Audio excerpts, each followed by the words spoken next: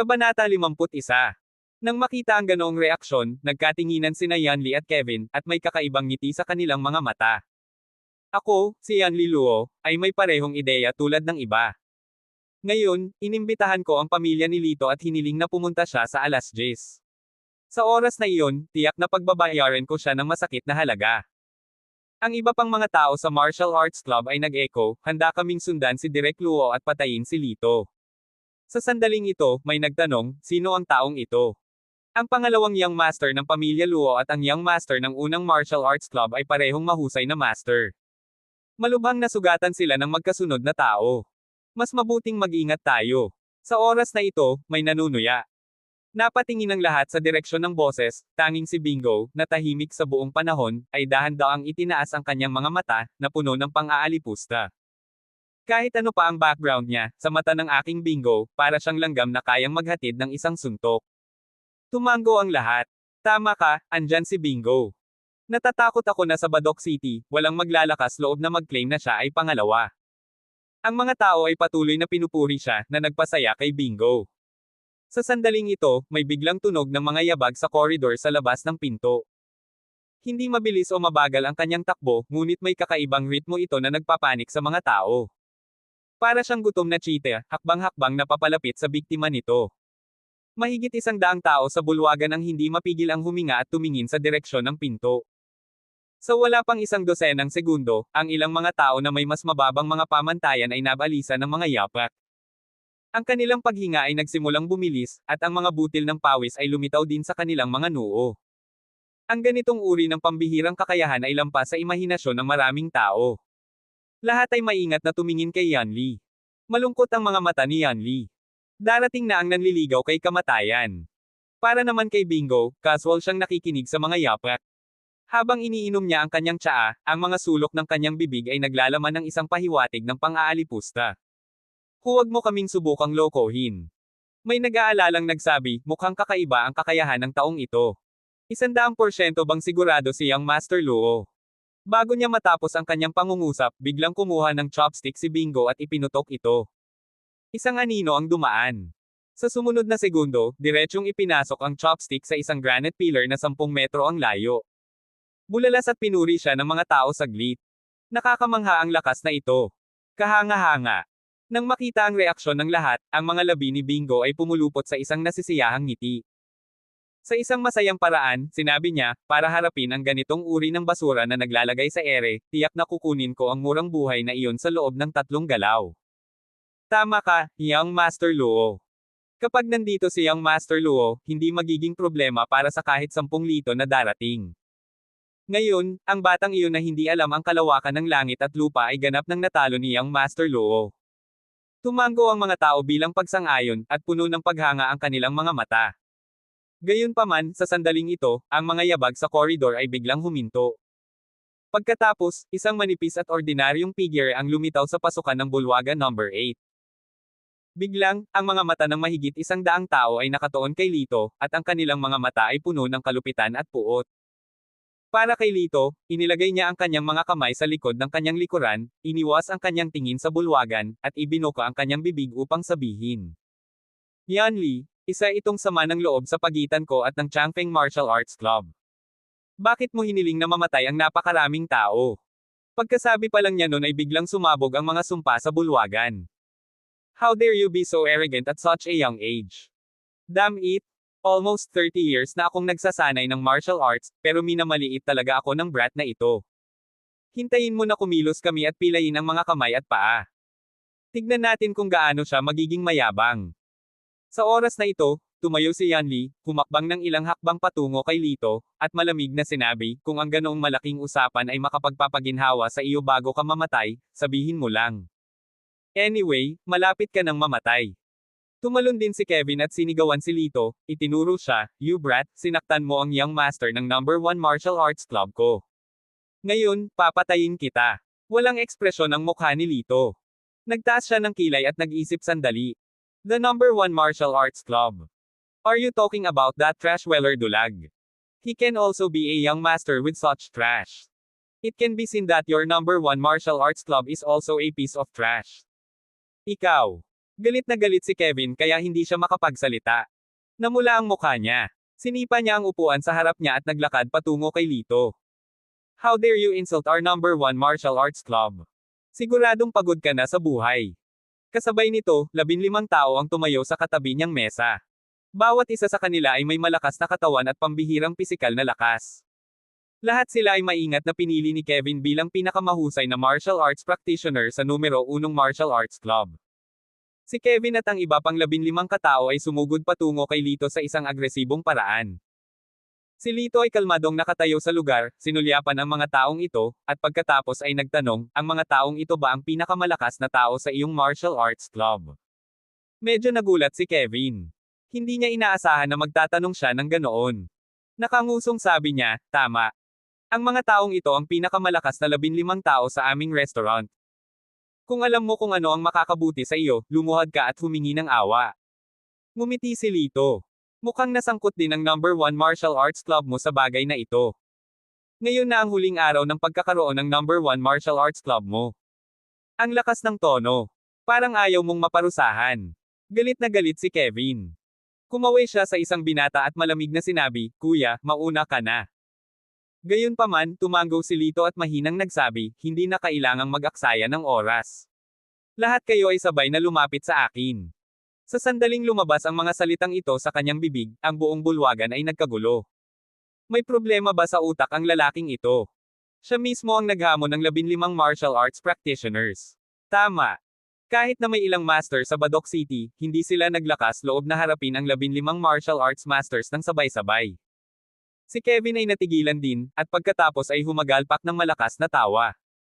Well, dahil gusto mong mamatay, tutuperin ko ang hiling mo. Makinig ka sa utos ng First Martial Arts Library, magsama-sama at patayin niyo siya. Oo, Ginoo. Sabay-sabay na sumagot ang 15 tao at sabay-sabay na sumugod kay Lito. Lahat sila ay mahusay na sinanay na martial arts practitioner. Iba sa mga gangster sa kalye, ang pag-atake ng lahat ay may malinaw na layunin at kasanayan. Sa isang iglap, may umatake sa tiyan ni Lito, may tumaga sa kanyang batok, at may nagsuntok sa kanyang guya. Nakatayo sa isang tabi, ang tatsulok na mga mata ni Kevin ay puno ng kasamaan. Pumunta ka sa kamatayan, ikaw na mayabang. Sa buong proseso, hindi gumalaw si Lito. Bahagyang bumaba ang mga mata niya, parang hindi niya nakita ang mga taong sumugod. Sa mata ng lahat, napagdesisyonan na ang wakas ng mayabang na binata. Isang dead end. Sa hindi kalayuan, inilapag ni Bingo ang kanyang tsaa at nagpakawala ng tahimik na buntong hininga. Baka sa kanyang gwapong mukha ang dismayadong ekspresyon. Such a trashy reaction speed does not deserve to fight with me at all. It's really disappointing. Gayunpaman, bago niya matapos ang kanyang pangungusap, biglang nagbago ang anyo ni Lito. Sa sandaling walang reaksyon ang lahat, bahagyang umiwas siya ng ilang beses. Ang lalaking umatake sa kanyang tiyan ay tinamaan ng kanyang kamao ang kanyang sariling dibdib. Ang lalaking nagpuputol ng kanyang batok ay nabali ang braso ng isa pang lalaki gamit ang isang palad. Ang lalaking nagsuntok ng kanyang binti ay sinipa ang kanyang sariling guya sa isang bali. Lahat ng mga taong ito ay sinubukan ang kanilang makakaya upang patayin ang kabilang partido. Sa isang iglap, 15 katao at kalahati sa kanila ang natamba sa sahig. Natigilan ng 7 pang taong nakatayo.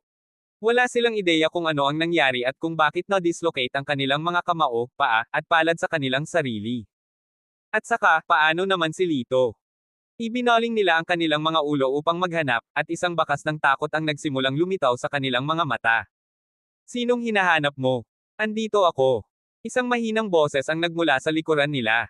Kabanata 52. Sa sandaling ibinaling nila ang kanilang mga ulo, nakita nila ang isang itim na anino na kumikislap sa kanilang harapan. Pagkatapos, nakaramdam sila ng matinding sakit sa kanilang mga dibdib at lumipad palabas ng hindi mapigilan. Bang bang bang. Sunod-sunod ang kalabog at ang bilis ay para bang pinag-ugnay. 7 matangkad at malalakas na figure ang lumipad sa isang arko. Ang buong proseso ay tumagal lamang ng ilang segundo. Ang ilang mga tao ay hindi nakainom ng isang subo ng tsaa.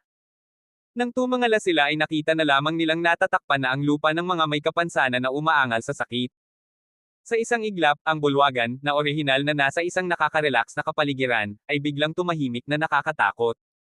Tanging ang martial arts practitioner na nabali ang kanyang tadyang sa lupa ang nagpakawala ng masakit na panaghoy. Nanginginig si Kevin. Paulit-ulit niyang pinunasan ang mga mata, hindi makapaniwala sa nakita. Yung iba naman, gulat na hindi sila makapagsalita. Nakabuka ang kanilang mga bibig na parang nakalunok ng itlog. Walang nakakakita ng malinaw sa nangyari. Maliban sa isang tao, na si Bingo. Sa sandaling ito, ang kanyang kamay na may hawak ng tasa ay bahagyang masikip, at ang kanyang mga kuko ay medyo puti. Tila ang taong ito ay hindi kasing simple ng pagtingin niya sa simula. Sa pag-iisip nito, ngumiti na naman siya ng mapang-asar. Gayunpaman, kahit na ang bilis ng taong ito ay kamangha-mangha, nakakagulat pa rin na talunin siya gamit ito. Sa sandaling ito, habang tinitingnan ang 15 pinakamalakas na martial artist na ganap na napawi, ang mga sulok ng mga mata ni Kevin ay kumaibot at siya ay nasa bingit ng pagbagsak. Napakalinaw sa kanyang puso na hindi siya kapantay ni Lito sa kanyang antas. Sa sandaling ito, hakbang-hakbang na naglakad si Lito patungo sa kanya. Anong ginagawa mo? Huwag kang lalapit. Puno ng takot ang mukha ni Kevin, at patuloy siyang umatras. Tiningnan siya ni Lito ng walang malasakit na mga mata. Sinabi ko lang na ngayon ang araw kung kailan umiiral ang numero 1 martial arts club sa mundo. Bilang direktor ng numero 1 martial arts club, dapat kang mamatay. Mabagal niyang sinabi ang huling 3 salita, bawat salita. Hindi naman seryoso ang tono niya pero parang anting-anting na nagbabanta sa buhay na ikinatakot ng mga tao. Halimaw. Halimaw ka. Si Kevin ay sumigaw sa takot, tumalikod, at tumakbo palabas ng pinto. Casual na kinuha ni Lito ang chopstick at inihagis ito pasulong, nakarinig lamang ng isang buga. Bago pa malinaw na makita ng sino man ang nangyari, nakita nila na sa harapan nila, biglang huminto ang mga yapit ni Kevin. Nanginginig ang buo niyang katawan at bumagsak siya sa sahig. Nakadilat ang kanyang mga mata at nakabuka ang kanyang bibig. Puno ng hindi makapaniwala ang mukha niya. Isang daloy ng madilim na pulang dugo ang bumulwak mula sa kanyang lalamunan, na nagpapakulay sa makapal na carpet na pula. Ang karamihan ay tumingin ng mabuti at nakita ang isang kahoy na chopstick na pumasok sa leeg mula sa likod, at ang kabilang dulo ay dumaan sa lalamunan. Sa sandaling ito, hindi lamang ang mga tao, maging ang mukha ni Bingo ay napuno ng pagkabigla. Sa layong mahigit 10 metro, maaaring tumago sa katawan ng tao ang isang kahoy na chopstick. Ang ganitong uri ng kapangyarihan at katumpakan ay talagang nakakatakot. Sinulyapan ng nanginginig na mga tao, ang tono ni Lito ay kalmado. Ngayon ay ang sama ng loob sa pagitan ko at ng Changfeng Martial Arts Club. Wala itong kinalaman sa iba. Kung ayaw mong mamatay, maaari kang mawala sa paningin ko sa loob ng 5 segundo. Sa sandaling sinabi niya iyon, ang lahat ay nagtinginan sa isa't isa ng may pagkadismaya, at isang kislap ng liwanag ang sumilay sa kanilang mga patay na mukha. Malungkot ang mukha ni Yanli. Nagmamadali niyang sinabi, huwag kang magtiwala sa kanya. Kasama ang anak ko rito, si Bingo, hindi siya magiging mayabang ng matagal. Kung sino man ang maglakas loob na umalis ng walang pahintulot, hindi siya papakawalan ng Changfeng Martial Art Club. Kapag ang mga master ay naglaban, ang maliliit na multo ay magdurusa. Bakit gusto mo kaming maging kumpe ng kanyen? Ilang tao ang labis na hindi nasisiyahan kay Yanli, ngunit natakot sila kay Bingo sa tabi niya.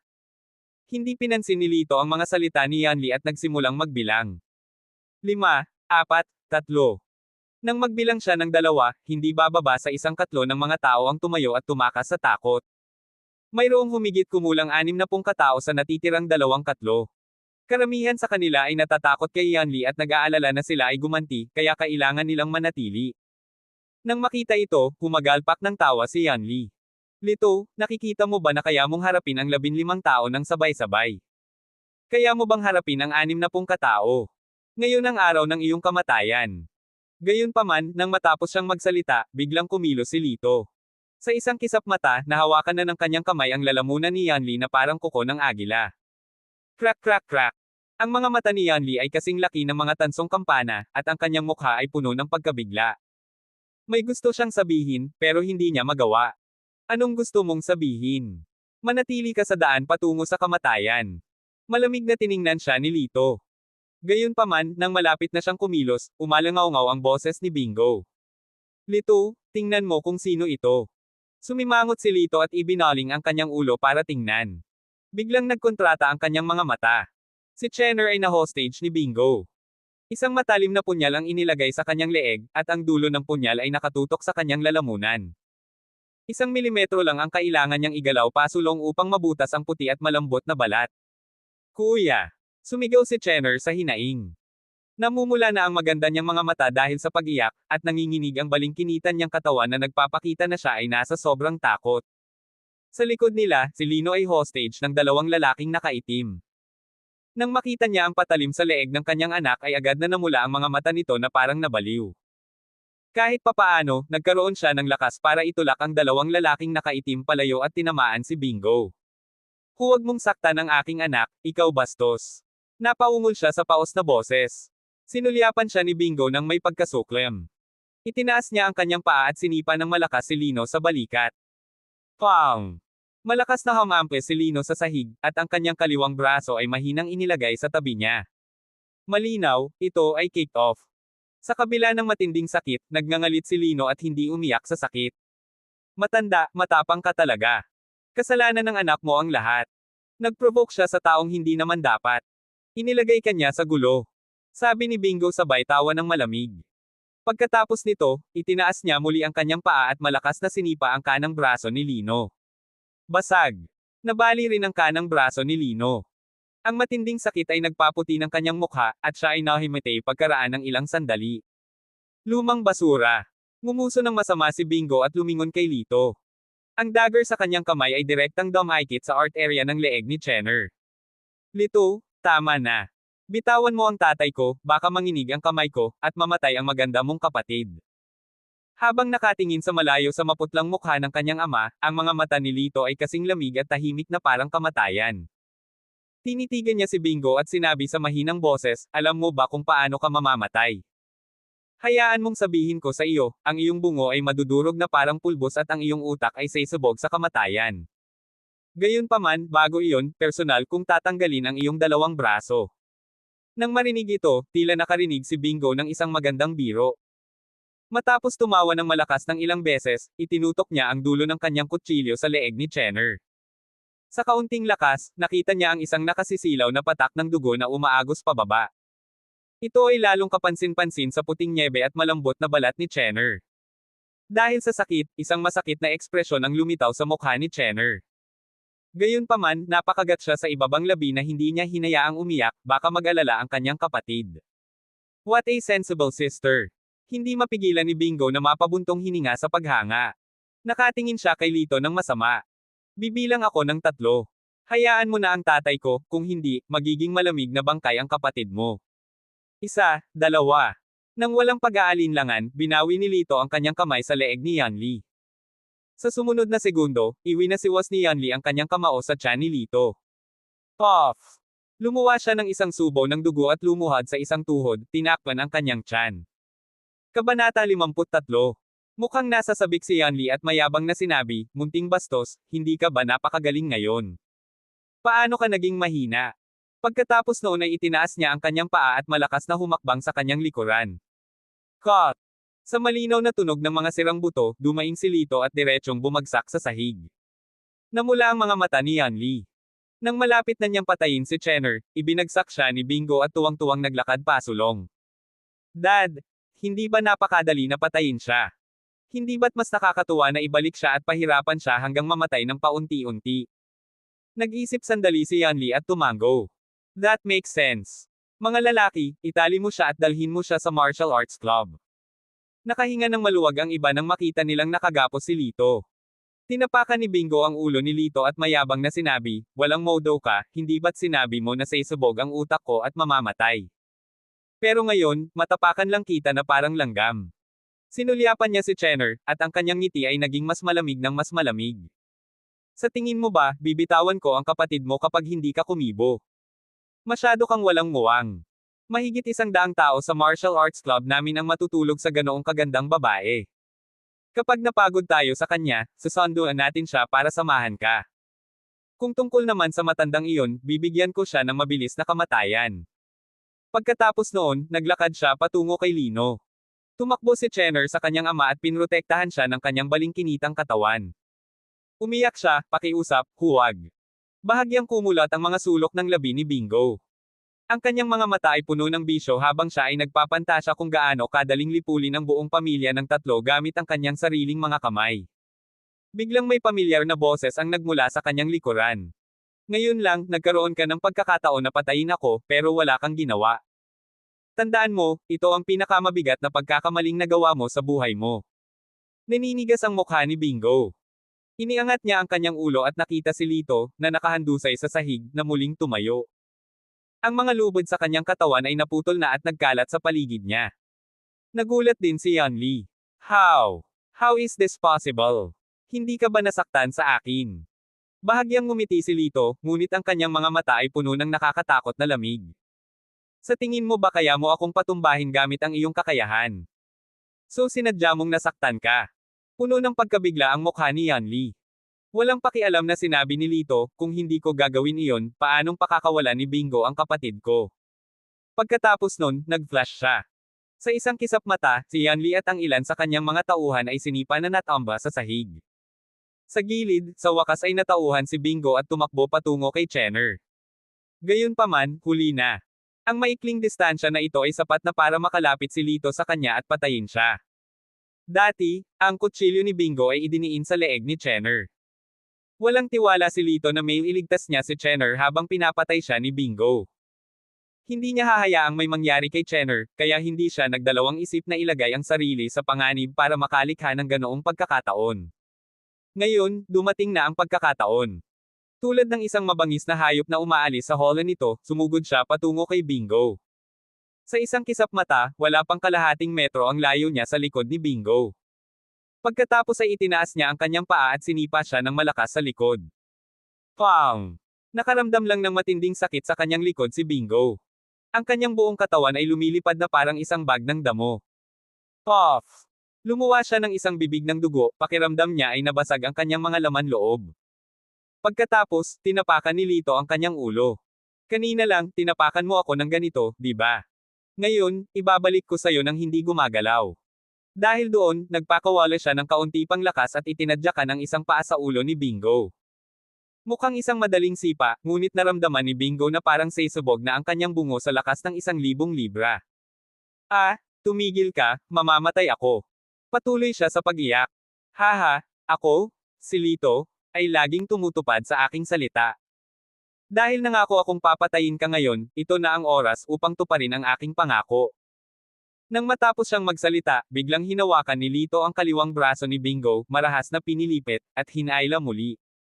May tunog ng mga buto na nabali, at pagkatapos ay napunit ang balat at laman. Ang kanyang braso ay pinunit ni Lito. Ang mga putol na paa ay itinapon sa isang tabi, at ang mga punit na balat at laman ay nakasabit sa mga sirang bahagi. Ito ay kakilakilabot.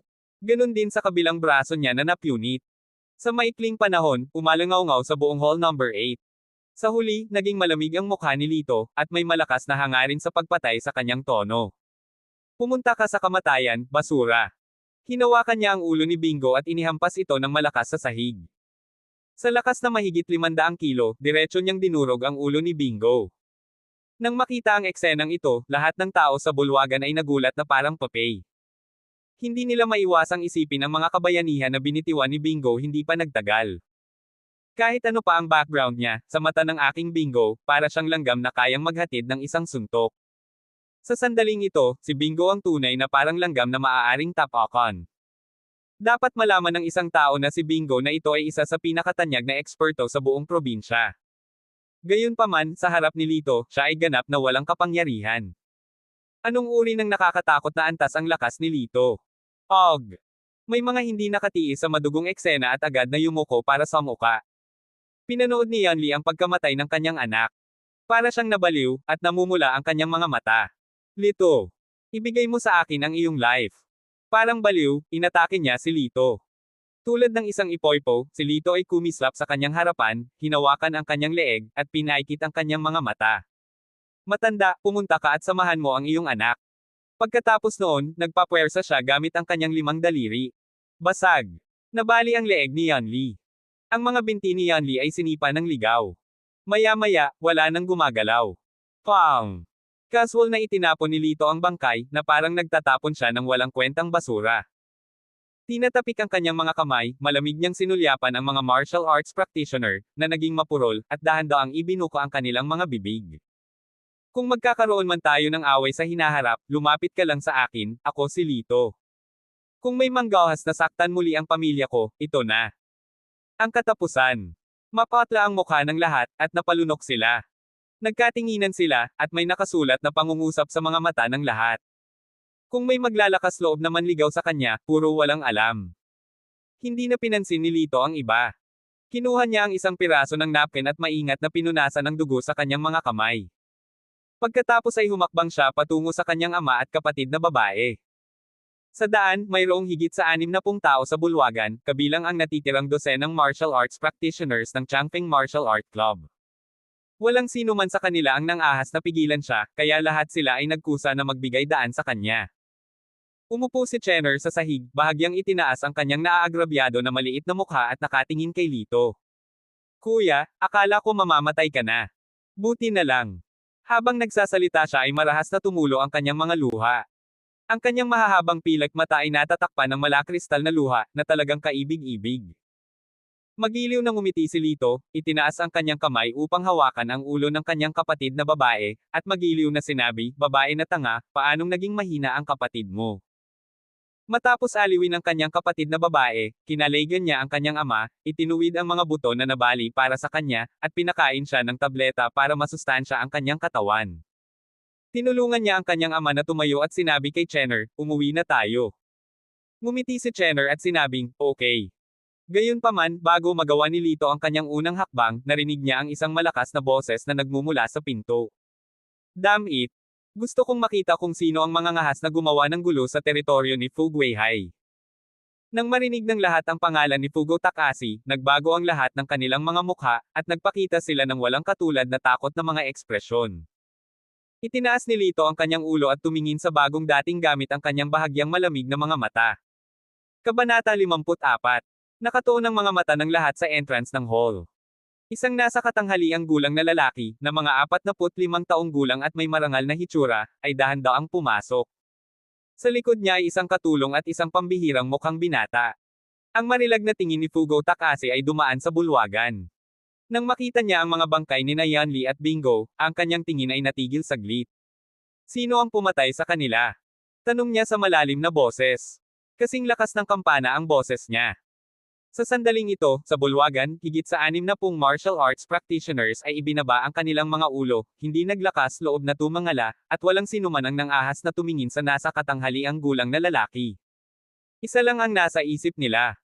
Kung gusto ni Fugo na ituloy ang bagay na ito, tiyak na matatapos si Lito. Sino si Fugo Takashi? Ang pamilyang Takashi ay isang kilalang brand ng brilyante sa Badok City. Maaari itong ilarawan bilang makapangyarihan na mas makapangyarihan, at hindi ito labis. Ang kanyang pamilya ay nagmamay-ari ng ikalimang bahagi ng lupain sa downtown area ng Badok City. Ang negosyo sa ilalim ng kanyang pamilya ay nag-ambag din sa taunang buwis sa buwis ng Badok City. Ngayon, si Fugo ang kilalang master ng pamilyang Takashi. Gaya ng kasabihan, bumahing si Fugo, at ang buong lungsod ng Badok ay magugulat. Sinasabing mayroon siyang hindi mabilang na martial arts master sa ilalim ng kanyang utos. Kaya naman, maging ang martial arts club, na iniiwasan ng lahat, ay kailangang yumuko at yumuko nang makita siya nito. Dati may medium-sized na martial arts club. Uminom ng husto ng isang wine party at ininsulto si Fugo. Kinabukasan, ang buong martial arts club ay sinira sa sahig. Upang ilagay ito bluntly, kung lalapit ka sa kanya, magkakaroon ka ng isang meteoric pagtaas. Kung nagalit ka sa kanya, matatanggal ang ulo mo. Nang ang mga tao ay nagulat at nalilito, nagkaroon ng patay na katahimikan sa paligid. Si Lito, na nakatayo sa gilid, ay napakalmadong ibinuka ang kanyang bibig. Pinatay ko sila. May problema ka ba niyan? Kalmado ang tono niya, para siyang kaharap sa isang ordinaryong karakter na hindi dapat banggitin. Lahat ay tumingin kay Lito nang may pagtataka, na para bang nakatingin sila sa isang baliw. Naglakas loob siyang sumagot kay Fugo sa ganoong tono. Pagod na ba siya sa buhay? Hindi napigilan ng katulong ni Fugo sa likuran niya, how dare you? Alam mo ba kung sino ang nakatayo sa harap mo? Nagkibit balikat si Lito at sinabing casual, pasensya na, hindi ko talaga siya kilala. Hindi siya nagsinungaling. Nang bumalik siya sa Badok City, palagi siyang nasa ospital, kaya wala siyang oras para malaman ang mga bagay na ito. Ikaw. Natigilan ang katulong. Sandali. Ikinaway ni Fugo ang kanyang kamay, na nagpapahiwatig na hindi na siya dapat magsalita pa. Ang kanyang malaagila na matalas na mata ay tumingin pataas at pababa kay Lito. Hindi mo talaga ako kilala. Tanong niya. Ngumisi si Lito. Are you kidding me? Bakit naman kita makikilala? Pinaikit ni Fugo ang kanyang mga mata. Obviously, medyo hindi siya masaya. Pinigilan niya ang kanyang pasensya at sinabi, ang pangalan ko ay Fugo Takashi. Dapat narinig mo ang pangalang ito. Anong kinalaman ng pangalan mo sa akin? Bakit ko narinig ang tungkol sayo? Malamig na sabi ni Lito. Mr. Takashi, hindi alam ng taong ito ang kalawakan ng langit at lupa. Sa tingin ko, maghanap na lang tayo ng makakapatay sa kanya. Sabi ng assistant na may malungkot na mukha. Hindi masyadong maganda ang mukha ni Fugo. Boy, alam mo bang ang Golden Hotel na kinaroroonan mo ngayon ay ang mga asset sa ilalim ng pangalan ko? Basta ang sabi ko, walang magtatanong tungkol dito kahit mamatay ka dito. Pinaikit ni Lito ang kanyang mga mata nang marinig niya ito. Isang mapanganib na aura ang lumabas mula sa kanyang itim na mga mata. Kung may mamatay, hindi ako ang taong iyon, kundi ikaw. Walang pakialam na sabi niya. Ngumisi si Fugo na parang nakarinig ng isang magandang biro. Anak, may kakayahan ka talagang patayin ang mag-ama na luho ng sabay-sabay. Pero huwag kang masyadong mapuno sa sarili mo. Kung tutuusin, palaging may mas hihigit sa iyo. Tumingin si Fugo kay Lito na may tusong mga mata at iniba ang paksa. Kung nagtatrabaho ka para sa aking mga subordinate at nagtatrabaho para sa akin, maaari kitang sanayin sa isang mas malakas na martial artist. Pagkasabi niya nun, inggit yung iba. Dapat pansinin na si Fugo ay palaging bukas palad, at ang mga martial arts practitioner sa paligid niya ay may hindi bababa sa 1 milyong taunang sweldo. Pero napakataas din ng requirements niya para sa martial artists, kaya ang mga ordinaryong martial artist na iyon ay nakatingin lang sa dagat at napabuntong hininga. Ngunit ngayon, napakaswerte ni Lito na nagustuhan siya ni Fugo.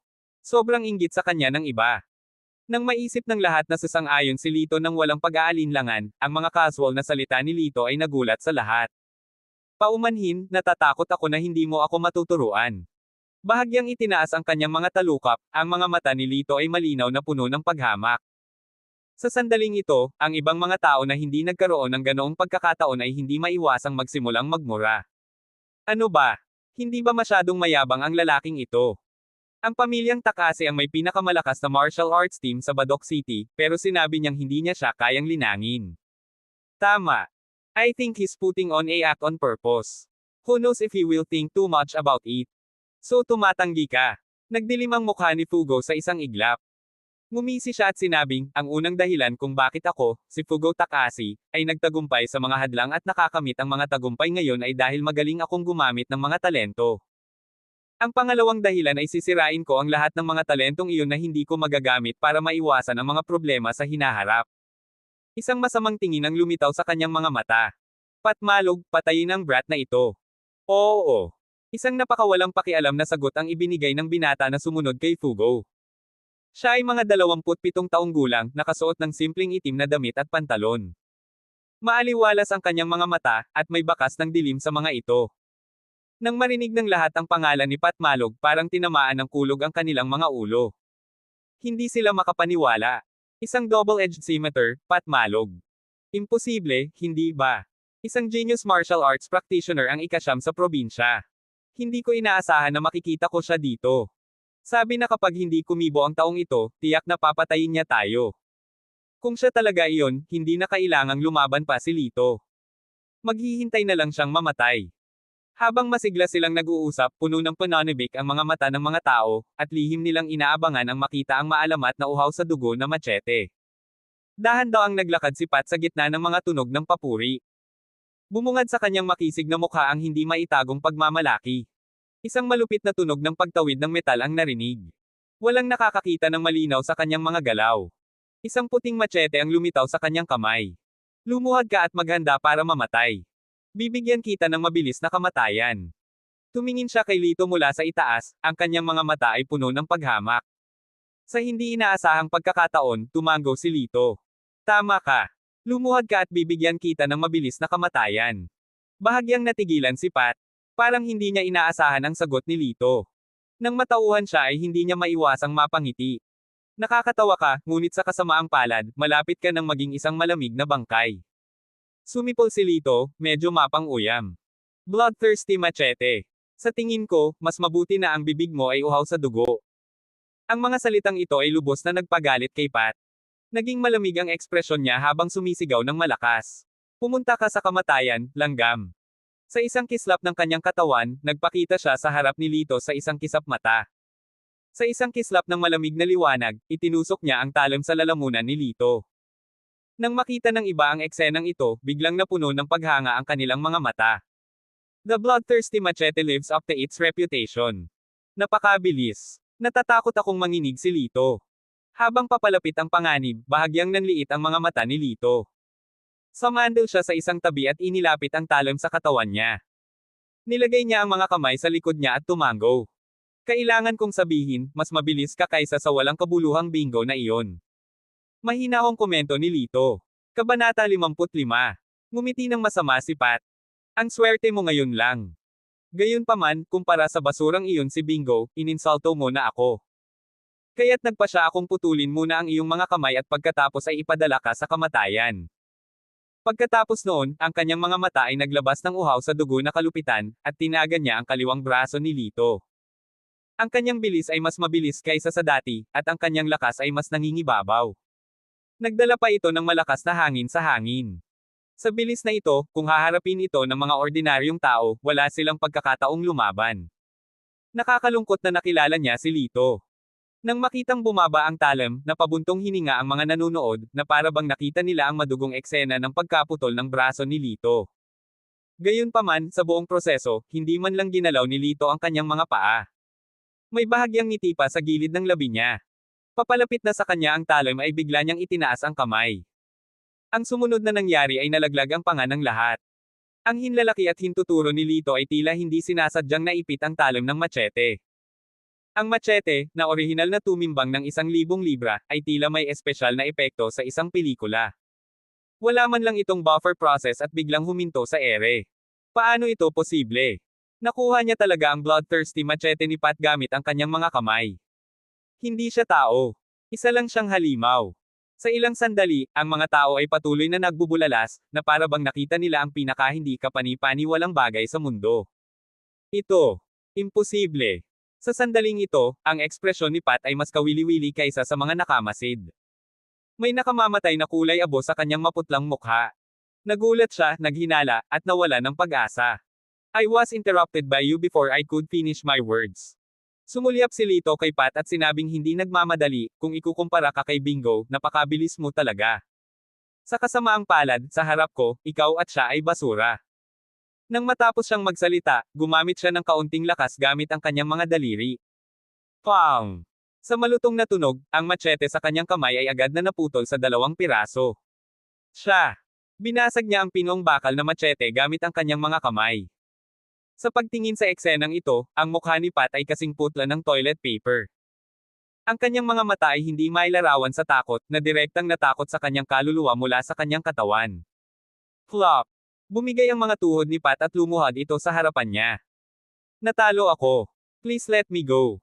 Puno ng paggalang at pagpapakumbaba ang kanyang boses na iba sa kanyang dating kay-abangan. Bilang isang makaranasang martial artist, mula pa lamang sa pagganap ni Lito ngayon, sigurado na si Pat na hindi siya katapat para sa kanya. Kung patuloy silang maglalaban, magagalit si Lito. Isa lang ang haantong sa kanya, kamatayan. Bilang isang tunay na lalaki, kaya niyang gawin ang lahat ng gusto niya. Upang mabuhay, lumuhad siya ng walang pag-aalinlangan. Pagkaluhod pa lang niya ay takot na takot ang lahat ng naruroon na halos lumuhad na rin. Anong klaseng biro ito? Ang uhaw sa dugo na machete, si Pat, na nasa ika-9 na ranggo sa buong probinsya, at isang mapagmataas na mamamatay, ay nakaluhod sa harap ng isang hindi kilalang binata. Hindi lang siya lumuhod, nakiusap din siya sa kabilang partido na pakawalan siya. Ito ay simpleng mahiwagang. Sa kabilang banda, walang ekspresyon ng pagkagulat sa mukha ni Lito. Parang lahat ng ito ay pasok sa kanyang inaasahan. Ibinaba niya ang kanyang ulo para tingnan si Pat, na nakaluhod sa tabi niya. Pinunasan niya ang ilong niya at sinabing, anong sabi mo? Magsalita ka ng malakas, hindi kita marinig. Pagkatapos noon, nagpakawala siya ng kaunting lakas gamit ang kanyang mga daliri. Sa isang pagklik, ang kalahati ng talim ay nabasag sa ilang piraso at nahulog sa sahig. Sa pagtingin sa mga fragment sa sahig, lumunok si Pat ng laway. Pinigilan niya ang galit at malakas na sinabi, natalo ako. Please let me go. Kasalanan ko ang pagiging ignorante at pagka-offend ko sa iyo. Pagkatapos nun, yumoko ulit siya ng malalim. Nang marinig iyon, tumango si Lito ng may kasiyahan at tinapik siya sa balikat. Tama. Alam mo kung ano ang makakabuti para sa iyo. Magtatagumpay ka sa hinaharap. Para sa katapatan mo, hindi ako makikipagtalo sa iyo. Sa wakas, nagpahinga si Pat. Pinunasan niya ang pawis sa noo at umupo. Katahimikan. Isang patay na katahimikan. Sa sandaling ito, sa buong number 8 hall, kahit na ang isang karayom ay malaglag, malinaw na maririnig ito ng isa't isa. Ang martial daw practitioner na dating sumamba kay Pat ay tumingin kay Lito na parang nakatingala sa isang Diyos. Sa sandaling ito, ang pinuno ng isang martial arts club ay lumabas at lumuhad sa harap ni Lito. Ako si Bert Malima, direktor ng Hanyu Martial Arts Center. Mula ngayon, handa akong sundan si Great Master Argel at pagsilbihan ka. Ang iba ay natigilan noong una, ngunit nang mamuulat sila, lahat sila ay sumugod sa tabi ni Lito at yumuko sa kanya. Handa rin kaming sundan si Great Master Argel at pagsilbihan siya. Hindi inaasahan ni Lito na mangyayari ang ganoong bagay. Nabigla siya. Sa pagtingin sa grupo ng mga matatandang lalaki sa kanilang 40s o 50s na nakaluhod sa tabi ng kanyang mga paa, nakaramdam siya ng sobrang hindi komportable. Ngunit sa oras na ito, tila hindi ito ang tamang oras upang ihulog ang kadena. Tumayo kayong lahat. Kunwaring pinapagalitan niya sila. Master Lito, kung hindi mo kami tatanggapin, hindi kami tatayo. Oo, luluhod ako hanggang sa mamatay ako. Hindi mapigilan ni Lito na sumakit ang ulo. Ang grupong ito ng matitigas na matatandang lalaki. Sa desperasyon, bumantong hininga siya at tumango. Sige, tatanggapin ko kayo. Sa hinaharap, paprotektahan ko kayo at tatayo. Salamat, Master Lito. Matapos matanggap ang positibong tugon ni Lito, ang mga direktor ng ilang martial arts club ay sa wakas ay handang tumayo. Master Lito, ako si Wando samantalang ako ay mula sa Thousand Mile Martial Arts Arena. Master Lito, ako si Sipito mula sa Hongze Martial Arts Club. Napakapangit ng ekspresyon ni Fugo habang nakatingin kay Lito, na nakakumpol sa kanya. Hindi niya akalain na ang batang ito, na mukhang 18 o 19 na taong gulang at mukhang ordinaryo sa labas, ay may kahangahangang kasanayan sa martial arts. Renato, tawagan si President Shen. Bahagyang tumango si Assistant Renato at hindi nang ahas na maliitin siya. Agad niyang kinuha ang phone at tinawagan. Matapos ang 5 o 6 na paaralan ng martial arts ay natapos ang kanilang pagpapakilala sa sarili, sa wakas ay nakaahon si Lito sa gulo. Sa oras na ito, ang kanyang mga mata ay bumaling kay Fugo sa tabi niya, at ngumiti siya ng mahina. Mr. Takashi, tama ba? May bakas ng panganib sa kanyang ngiti. Kanina mo lang ako gustong patayin. Paano natin ito aayusin? 50 milyon. Malungkot ang mukha ni Fugo. Nag-isip siya saglit at dahan-dahang sinabing, babayaran kita ng 50 million a year. How about you stay with me? Napasinghap ang lahat ng marinig iyon. 50 milyon. Iyon ay 50 milyon. Sa isang taong trabaho, madali siyang maging mayaman. Sa kabilang banda, si Pat, na nakaupong paralisado sa sahig, ay may naiinggit na ekspresyon sa kanyang mukha. Kailangang malaman ng isa na sa kanyang titulong numero 9 sa lalawigan, ang kanyang sweldo ay hindi hihigit sa 10 milyon sa isang taon. Akala niya noong una ay marami sila, ngunit kung ikukumpara kay Lito, sila ay walang iba kundi mga hamak. Sa gitna ng mga nakakainggit na titig at buntong hininga, ang sagot ni Lito ay lampas sa inaasahan ng lahat. Hindi interesado. Umiling siya at walang pakialam na sinabi. Ang tatlong magaan na salita ay parang bolt mula sa asol, na sumasabog sa itaas ni Fugo at sa ulo ng lahat. Ito kaya ang maalamat na kasabihan na ang pera ay walang iba kundi dumi. Iyon ay 50 milyon. Gaano man karaming mga tao ang nagsumikap sa buong buhay, hindi sila maaaring kumita ng 1/5 nito. Tungkol naman kay Lito, hindi man lang niya ito inisip at basta na lang tinanggihan. May minahan ba sa bahay mo? Ang sumunod na sinabi ni Lito ay lalong nagpaputi sa mukha ni Fugo. Lumuhad ka at humingi ng tawad sa akin. I'll let you go. Tumingin siya kay Fugo ng mahinahon at sinabi. Kabanata 56. Sa pagtingin sa mga mata ni Lito, ang noo ni Fugo ay natatakpan ng mga butil ng pawis, at ang kanyang likod ay unti-unting nabasa. Siya ay nahaharap sa isang dilema. Sa oras na ito, isang matandang boses ang nagmula sa pintuan. Kuya Fugo, balita ko may nanggugulo sa'yo. Gusto kong makita kung sino ang matapang. Nagningning ang mga mata ni Fugo nang makita ang tao. Mabilis siyang lumapit sa kanya. President Shen, sa wakas nandito ka na. Napatingin din ang mga mata ng lahat. Nang makita nila kung sino iyon, biglang nanliit ang mga mata nila. Ito. Hindi ba ito ang presidente ng Provincial Martial Arts Association, Danshen? Oh my God! Anong araw ngayon? Isa-isang lalabas ang mga big shots. Kahit na ang mga mata ng lahat ay nakatuon kay Dan, hindi gumagalaw si Lito. Nakatayo lang siya.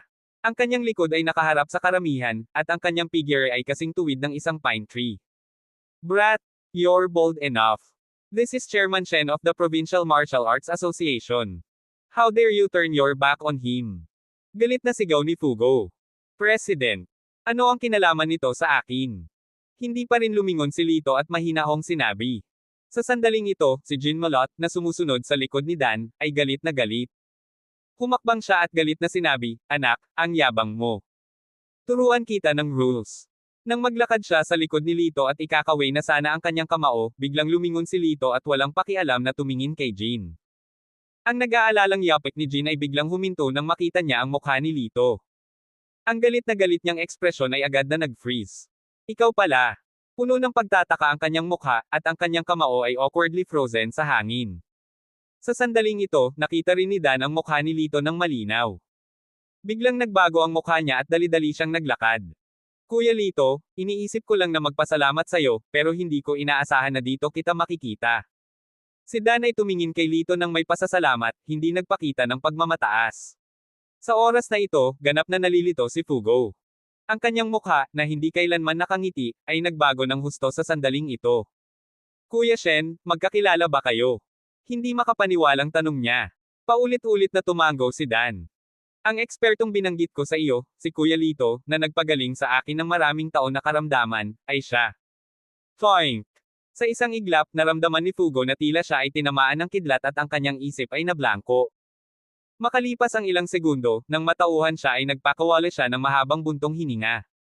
Pagkatapos, gumawa siya ng isang hakbang na walang nang-ahas na isipin. Lumuhod siya. Sa isang plop ng walang pag-aalinlangan, ang business tycoon na maaaring magpatawag ng hangin at ulan sa Badok City ay lumuhod sa harap ni Lito. Hindi kita nakilala at nasaktan kita. Patawarin mo sana ako. Kung kailangan mo ng anumang kabayaran, kaya kitang bigyan ng kasiyahan. Pero may itatanong ako sa iyo. Maging si Lito, na palaging kalmado, ay hindi maiwasang magpakita ng bakas ng pagkagulat sa kanyang mga mata nang makita niya ang taos-pusong kahilingan ni Fugo. Hindi siya umimik, sinenyasan si Fugo na magpatuloy. Lumalabas na bagamat may malaking kapangyarihan si Fugo, palagi siyang may malaking panghihinayang, wala siyang anak na nakaluhod. Para sa kadahilanang ito, naglagay siya ng maraming pagsisikap. Sa wakas, nakakuha siya ng isang malaking mataba na batang lalaki 5 taon na ang nakalilipas. Itinuring niya ang kanyang anak, na napakadaling makuha, bilang isang kayamanan. Gayunpaman, ang batang ito ay ipinanganak na mahina. Siya ay may sakit mula noong siya ay 3 taong gulang. 2 taon na siyang may sakit. Bumisita siya sa mga sikat na doktor sa loob at labas ng bansa, ngunit hindi siya gumaling. Matanda na kaming magkaibigan ni Kuya Shen. 2 araw na ang nakalipas, pumunta siya sa bahay ko at sinabi sa akin na nakatagpo siya ng isang Diyos sa Auspicious Clouds Mountain.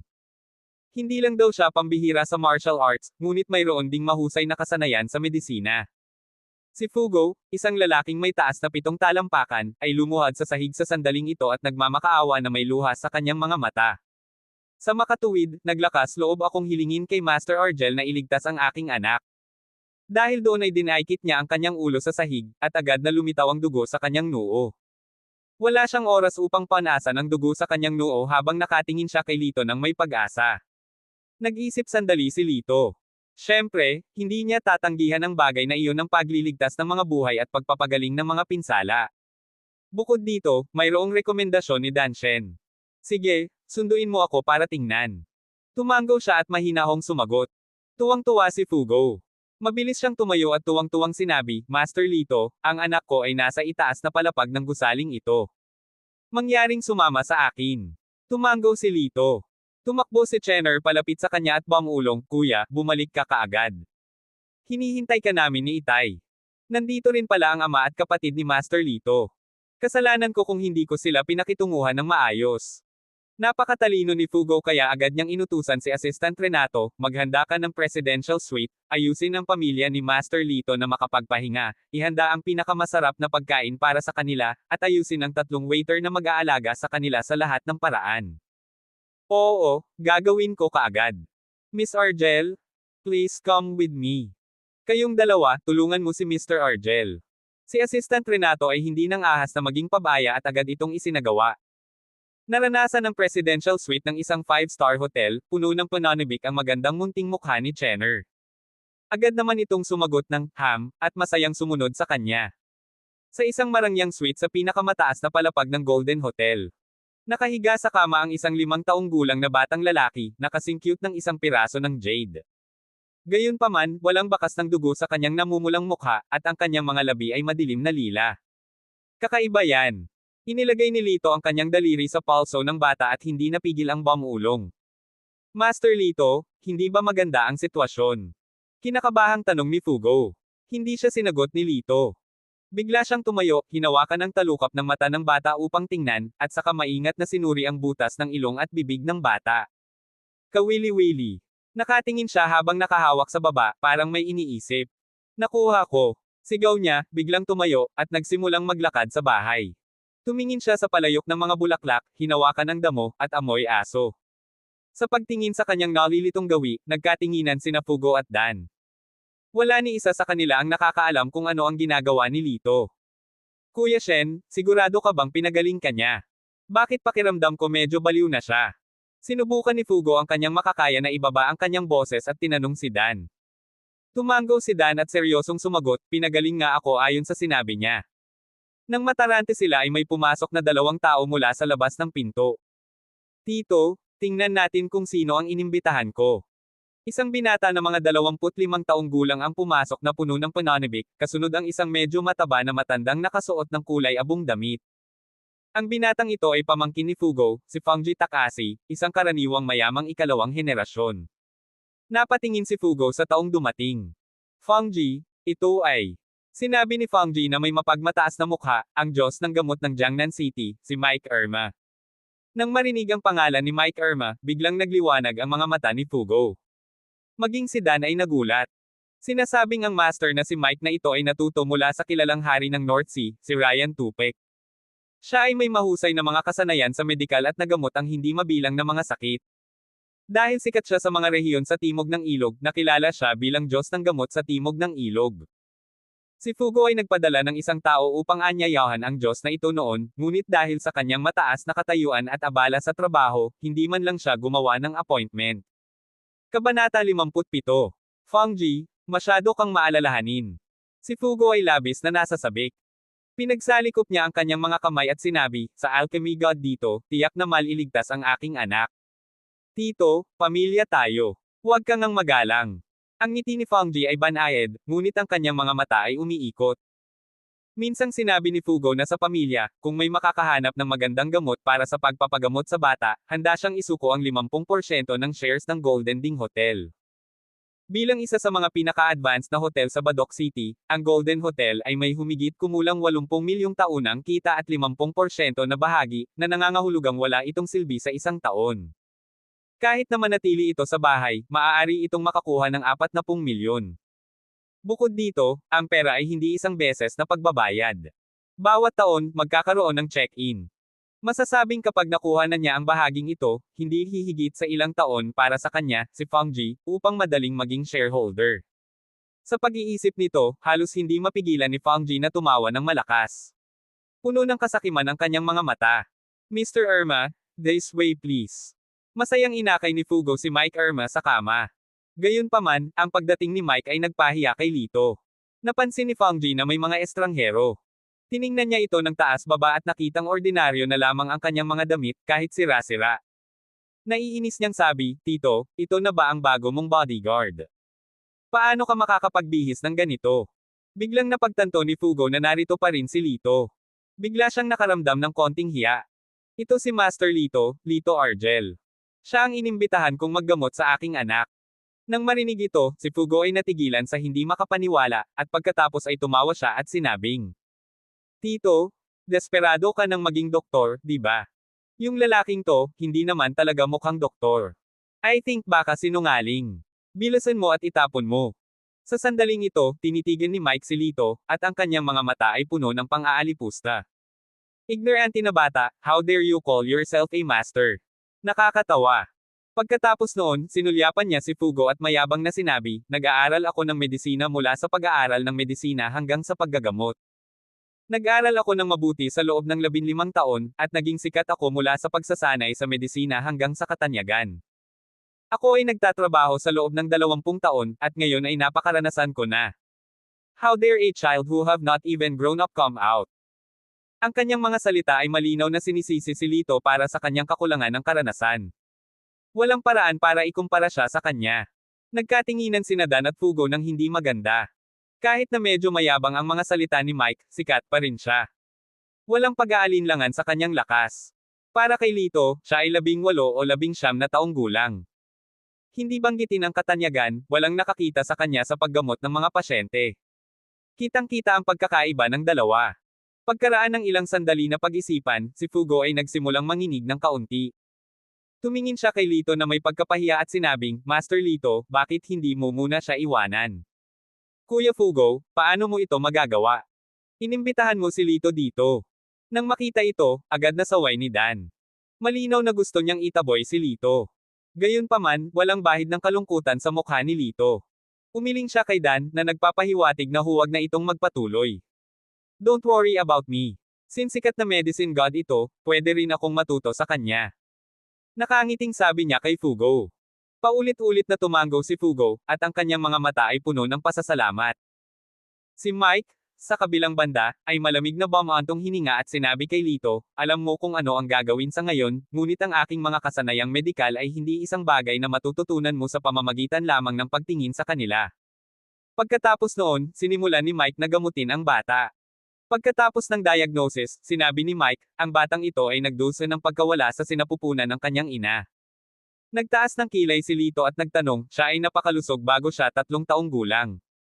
Nagsimula siyang magkasakit pagkaraan ng 3 taong gulang. Kung siya ay ipinanganak na may ganitong sakit, paano siya magkakasakit ng huli? Well, inikot ni Mike ang kanyang mga mata at malakas na sinabi, ang dahilan ay komplikado. Hindi mo naiintindihan kahit na ipaliwanag ko ito sa iyo. Nag-aalalang tanong ni Fugo, Mr. Irma, mayroon bang anumang paraan para magamot siya? Oo naman. Mayabang na sagot ni Mike, at pagkatapos ay kumuha ng pulang tableta na may diameter na kalahating sentimetro. Ito ay isang sikretong recipe na pinasa mula sa aking mga ninuno. Ito ay isang immortality pill. Isang pill lang ang kailangan ko para masigurado na ito ay gumaling. Confident niyang sabi. Sa pagtingin sa Eternal Life Pill, si Fugo ay nasasabik. Nais niyang hayaang kainin agad ito ng kanyang anak.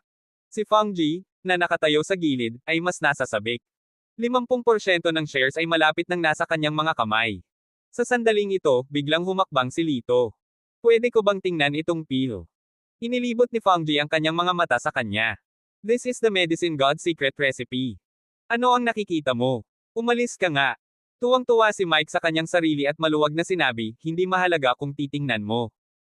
Ang mababang antas na tulad niya ay malamang na hindi makakatagpo ng ganoong magandang bagay sa kanyang buhay. Hindi pinansin ang mapanuksong pananalita ng dalawa, kinuha ni Lito ang porcelain plate na may elixir at inilagay sa ilalim ng kanyang ilong. Marahan niya itong hinimas-himas. Hey, brat, don't put on an act. Itong medicinal pill ko ay pinumula sa mahigit 50 uri ng mahalagang sangkap na panggamot. Imposibleng masabi mo sa pamamagitan lamang ng pagtingin dito. Gayunpaman, nang matapos siyang magsalita, ibinuka ni Lito ang kanyang bibig sa hindi nagmamadaling paraan. Red ginseng, astragalus, purple river carriage, Chinese body, white-headed crow, nilutong dilaw. Sa loob ng isang buong minuto, hindi siya tumigil at sinabi ang mga pangalan ng 58 Chinese herbal medicines. Sa una, ang mukha ni Mike ay puno ng paghamak, ngunit habang siya ay nakikinig, isang bakas ng pagkagulat ang lumitaw sa kanyang mga mata. Sa huli, nagulat siya na hindi niya maisara ang kanyang bibig. Matagal nang naiinip na naghihintay si Fangji. Masungit niyang sinabi, huwag mong isipin na maaari kang magpakitang gila sa ilang pangalan lang. Ang nakatayo sa harap mo ay ang Diyos ng gamot ng Jiangnan City. Masyadong tamad si Lito na makipagtalo sa kanya. Tumingin siya ng diretso kay Mike at ngumiti. Hindi ko alam kung tama ako. May kabuuang 58 na klase ng halamang gamot. Ikaw, ikaw, ikaw. Nanlaki ang mga mata ni Mike at ang kanyang kamay, na nakaturo kay Lito, ay patuloy na nanginginig na parang nakakita ng multo. Ang formula na ito ay isang lihim na recipe na ipinasa mula sa aming angkan ng Irma. Hindi ito kailanman ipinahayag sa iba. Saan mo nalaman ang tungkol dito? Nagkibit balikat si Lito at walang pakialam na sinabi, hindi mo kailangang mag-alala tungkol dito. Malalaman mo kapag naamoy mo ito. Noong nakaraan, noong siya ay 10 taong gulang, tinuruan siya ng kanyang Panginoon na makilala ang daan-daang halamang gamot, durugan ng 1,000 uri ng halamang gamot, tinakpan ang kanyang mga mata, at hayaan siyang maamoy ang libu-libong halamang ito sa pamamagitan ng kanyang ilong. Kung may sinabi siyang mali o kulang ng isa, parusa na parang bagyo iyon. Ngayon, ito ay isang piraso ng cake para sa kanya upang makilala ang higit sa 50 mga uri ng mga halamang gamot. Naaamoy mo to. Paanong posible yan? Imposible. Maliban na lang kung 1 in a million medical genius ka, dapat nagsisinungaling ka. Nadistorbo ang mukha ni Mike. Hindi siya makapaniwala na ang ordinaryong batang ito na nasa harapan niya ay may pambihirang kakayahan. Inilibot ni Lito ang kanyang mga mata at hindi siya pinansin. Ibinalik niya sa kanya ang tableta. Hindi mahalaga kung ako ay nagsisinungaling o hindi, ngunit hayaan mong ipaalala ko sa iyo na hindi mo maaaring ibigay ang tabletang ito sa batang ito. Kung hindi, malalagay sa panganib ang kanyang buhay. Biglang naging seryoso ang ekspresyon ni Lito. Kabanata 58. Haha, nakakatuwa. Ang immortality pill ay isang magic na gamot na maaaring maglagay muli ng dugo. Ito ay nagligtas sa buhay ng hindi mabilang na mga pasyente. Hindi ko pa narinig na ito ay kumikitil ng buhay ng mga tao. Tila nakarinig ng nakakatawang biro si Mike. Ang kanyang mga mata ay puno ng paghamak habang nakatingin kay Lito. Nang marinig ang mga salita ni Lito, labis na nalungkot si Fangji. Damn it, hindi ba ito ang humaharang sa daan ko para kumita? I think you're just jealous of Mr. Irma. You're just slandering him. Uncle, huwag kang makinig sa mga kalokohan niya. Masungit na saway ni Fangji. Tumingin si Fugo kay Mike at pagkatapos ay kay Lito. Ang isa ay isang sikat at makaranasang doktor, at ang isa ay isang walang karanasan na binata. Kahit na inamin niya na talagang namumukod tangi ang mga kakayahan ni Lito, hindi siya handang makipagsapalaran kahit kaunti pagdating sa pagliligtas sa buhay ng kanyang anak. Pagkaraan ng ilang sandali, sa wakas ay nakapagdesisyon na siya at sinabi kay Mike, Mr. Irma, may tiwala ako sa iyo. Nang marinig ito, tahimik na bumantong hininga si Lito sa kanyang puso. Puno ng pagmamataas ang mukha ni Mike. Masarap ang panlasa ni Mr. Takashi, ngunit nagpalit siya ng tono. Ito ay lahat ng mamahaling medicinal herbs na ginagamit ko. Hindi naman mababa ang halaga, kaya medyo mataas ang presyo ng mga pills na ito. Natural na naiintindihan ni Fugo ang ibig niyang sabihin. Hinding-hindi siya magiging mademo pagdating sa kalusugan ng kanyang anak. Well, Mr. Irma, basta gumaling sa sakit ang aking anak, bibigyan kita ng 50 million sa kabuuan. Nang marinig ang mga salitang, 50 milyon, nagulat si Mike at puno ng kasakiman ang kanyang mga mata. Pakiramdam niya ay natuyo ang kanyang bibig at dila. Dinilaan niya ang kanyang mga labi at tuwang-tuwang sinabi, Mr. Takashi, manood ka na lang. Pagkatapos inumin ang aking immortality pill, wala pang 5 minuto ay mapupuno na ng sigla ang iyong young master. Habang nagsasalita siya, kinuha niya ang tableta at ibinigay sa bata. Si Lito ay nakatayo sa gilid, malamig na pinapanood ang lahat ng ito, at umiling. Napansin ni Dan ang kanyang mga galaw at nagtanong sa mahinang boses, Kuya Lito, may problema ba? Ngumisi si Lito at pinalis ang malamig na tingin sa walang malay na bata. Pagkatapos ng 30 segundo, manganginig ang buong katawan ng bata. Makalipas ang 1 minuto, magsisimula na siyang magsuka ng dugo. Pagkalipas ng 5 minuto, mamamatay na siya. Walang silbi ang pagdating ng Big Immortal. Napakagat siya sa salitang, kamatayan. Nang marinig ito, naramdaman ni Dan ang lamig sa kanyang gulugod. Hindi pwede. Medyo naghinala siya. Pagkatapos ng lahat, ang titulo ng doktor na gumagawa ng milagro sa Jiangnan City ay narito, kaya hindi siya papatay ng mga tao. Gayunpaman, bago niya natapos ang kanyang mga salita, ang bata sa kama ay biglang nagmulat ng kanyang mga mata at nagsimulang pumikit ng marahas. Namutla si Fugo sa takot at nagmamadaling nagtanong, Mr. Irma, anong nangyayari? Ito. Hindi dapat ganito. Nanigas ang mukha ni Mike at nauutal siya, hindi makapagsalita. Habang nalilito siya sa gagawin, biglang sumigaw ang bata at nagluwa ng malaking subo ng dugo, na kinulayan ng pula ang unan. Nanginig ang buong katawan ni Dan. Tama si Lito sa lahat ng bagay. Galit na galit si Fugo nang makita niyang samuka ng dugo ang kanyang anak. Hinawakan niya si Mike sa kwelyo. Ano ba ang ibinigay mo sa kanya? Kung may mangyari man sa anak ko, maniwala ka man o hindi, pupugutan kita ng ulo. Isang malakas na hangarin ng pagpatay ang lumabas sa kanyang mga iskarlate na mata. Si Mike ay hindi pa nakakita ng ganitong kahangahangang paraan. Sa sobrang takot niya ay naiihi siya. Ako, hindi ko rin alam. Dati, kapag nagpapagamot ako ng mga pasyente, lagi kong ginagamot itong gamot. Who knows why I'm not alive this time? Direktang itinulak siya ni Fugo sa sahig. Siya ay isang kwek-kwek. Mga lalaki, hilahin ninyo siya at bugbugin hanggang mamatay. Nang marinig ito, namutla ang mukha ni Mike. Bigla niyang ibinalik ang tingin kay Lito. Kasalanan niya ang lahat. Dapat siya. May ginawa siya sa bata bago ako dumating. Kung hindi, hindi ito mangyayari. Itinuro ni Mike si Lito at ibinuhos sa kanya ang lahat ng maruming tubig. Umiling si Fangji, oo, hindi magkakamali si Mr. Irma. Dapat itong problema ng lalaking ito. Kasalanan niya ang lahat. Nang marinig ito, napangiti ang mga labi ni Lito. Bahagya niyang ibinuka ang kanyang bibig at naglabas ng dalawang salita. Anong walang kwenta? Ang dalawang magaan na salita ay bahagyang ikinagulat ng mga taong naruroon. Anong sabi mo? Sinong tinatawag mong walang kwenta? Agad na tumayo si Mike, itinuro ang ilong ni Lito, at nanumpa. Malamig na tiningnan siya ni Lito, walang anumang ekspresyon sa kanyang mukha. Siyempre pinapagalitan kita. You can't even figure out such a simple cause. If you're not a good for nothing, what are you? Nang marinig ito, labis na nagalit si Mike na naging berde ang kanyang mukha. Ako ay isang miracle working doctor sa Jiangnan City. Anong karapatan mong pag-alitan ako? Alam mo ba ang sanhi ng sakit? Sa hindi inaasahan, simpleng sumagot si Lito, syempre alam ko. Napakasimple lang. Nalason siya. Nang marinig ito, si Mike ay natigilan sa una at pagkatapos ay humagalpak ng tawa. What a joke. Gumamit lang ako ng silver needle para subukan siya. Hindi naman siya nalason. Hindi kaya mas makapangyarihan ka sa silver needle. Si Fugo ay tumingin din kay Lito na may kainahinala at sinabing, si Liner ay nagsagawa ng ilang mga pagsusuri sa dugo, ngunit walang lason sa mga ito. Master Lito, baka nagkakamali ka, tama. Sinulyapan ni Lito ang kalagayan ng bata at alam niyang wala na siyang mahabang panahon. Bahagyang nagdilim ang kanyang mga mata. Mayroon akong Race 8 para sa detoxification. Kung ang bata ay uminom ng Race 8 na ito at ang kanyang kondisyon ay gumaling, nangangahulugan ito na ang aking paghuhusga ay tama. Agad na nagtaas ng kilay si Fangji at sumagot, nagbibiro ka lang sa buhay ni Liner. Pagod ka na yata sa buhay, hindi ba? Binigyan siya ni Lito ng malamig na tingin. Ang kanyang mga mata ay kasing itim ng malamig na tinte at napakalamig ng buto.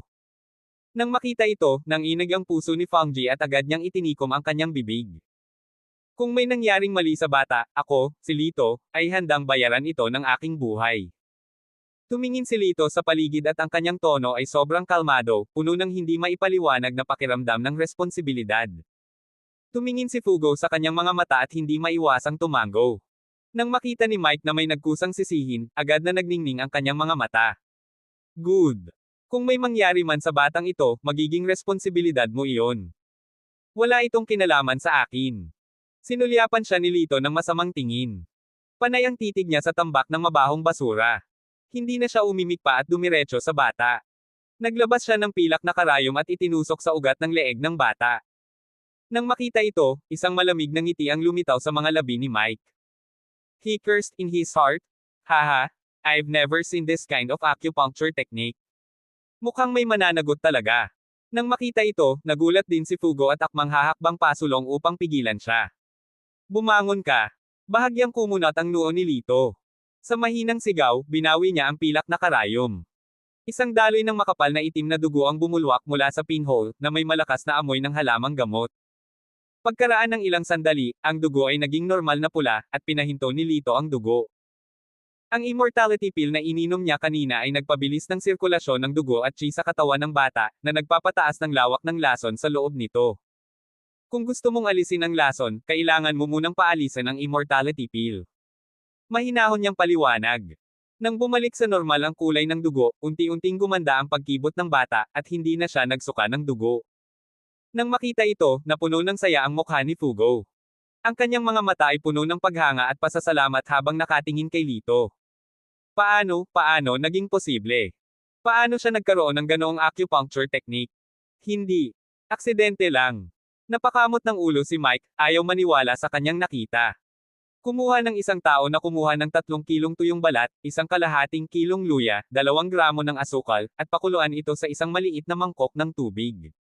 Ang ekspresyon ni Lito ay hindi nag-relax kahit kaunti habang inutusan niya si Fugo. Paulit-ulit na tumango si Fugo at agad na nagpadala ng isang tao para gawin ito. Sa isang maikling sandali, isang maliit na mangkok ng lumang balat na sopas ay pinakuluan at ipinadala kaagad. Tinulungan ni Fugo ang bata na tumayo at maingat na pinakain ang sopas. Kakainom lang ng sabaw ng bata, wala pang 1 minuto, bigla na lang samuka ng mailap, at napuno ng malansang amoy ang buong kwarto. Nang makita ng lahat ang iniluwa niya, nagbago ang lahat ng mukha nila. The black mass on the ground, na patuloy na kumikislot, ay halatang hindi mabilang na maliliit na insekto. Kabanata 59. Nagulat si Fugo. Paano nagkaroon ng ganoong bagay sa katawan ni Liner? Ito ay tinatawag na vermin. Tumingkayad si Lito sa sahig at tiningnan ng mabuti ang mga insektong iyon. Puno ng pagdududa ang kanyang mga mata. Ngunit, saan nanggaling ang bagay na ito? Inilibot niya ang paningin sa kwarto at biglang huminto sa isang jade pendant sa leeg ng bata. Mr. Takashi, pwede mo bang ipahiram sa akin yung jade pendant? Natigilan si Fugo at walang pag-aalinlangan na tumango. Oo naman.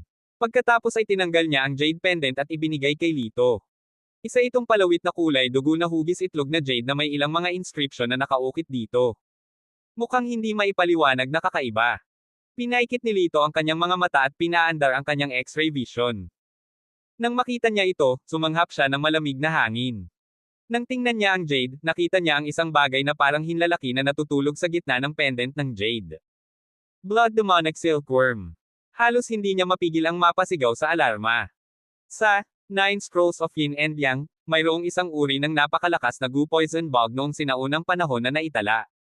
Hindi nito kailangan ng pagkain o tubig. Kailangan lamang nitong gamitin ang pamamaraan ng paglilinang nito upang pumatay ng mga tao nang walang nakakapansin. Ito ay may titulong hari ng lahat ng gods.